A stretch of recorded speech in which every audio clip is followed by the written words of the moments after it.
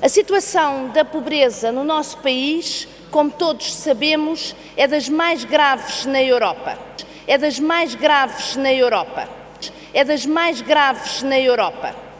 Devido à fórmula que determina o cálculo do limiar da pobreza, sabemos e temos que assumir que ser pobre em Portugal não é o mesmo que ser pobre na Suécia. Não é o mesmo que ser pobre na Suécia. Há uma grande diferença e temos que partir deste princípio.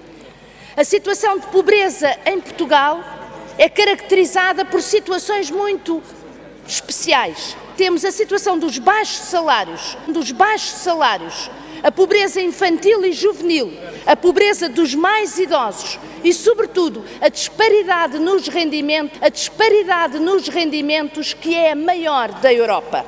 Por isso, senhoras deputadas e senhores deputados, o debate não se pode centrar na questão se os números da pobreza baixaram 1 ou 2%, como o Governo quer fazer e quantas vezes tem trazido esta questão aqui à Assembleia da República. 2 milhões de pobres falam por si.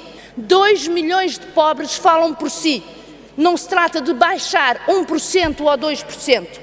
É necessário centrar o debate naquilo que é fundamental, que é a política económica e de que forma é que esta contribui ou não contribui para o combate à pobreza. Aliás, senhores deputados e senhoras deputadas, como sabemos, o combate à pobreza estimula o desenvolvimento económico. Como sabemos, o combate à pobreza estimula o desenvolvimento económico e tem que estar ligado ao desenvolvimento económico. É preciso também centrar o debate na eficácia das políticas sociais, que não precisamos de políticas sociais simplesmente para conter a pobreza, para deixar que ela ali esteja e não cresça mais. Temos de ter políticas sociais eficazes na efetiva redução da pobreza. O rendimento social de inserção é um dos principais instrumentos de combate à pobreza, como todas e todos sabemos. O rendimento social de inserção é um dos principais instrumentos de combate à pobreza, como todas e todos sabemos.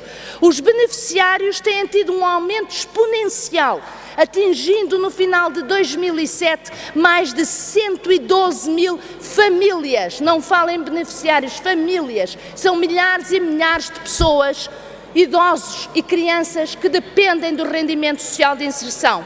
Por isso, o Bloco de Esquerda traz hoje a esta Assembleia uma proposta muito concreta. Trata-se de uma avaliação excepcional que permita perceber onde estão os constrangimentos. Lembremos que em Lisboa espera-se 1 ano pela atribuição do rendimento social de inserção, como alertou o Provedor de Justiça, e perceber o que exatamente ainda falta fazer para contribuir para a erradicação da pobreza e não simplesmente para a conter. É esta a nossa proposta.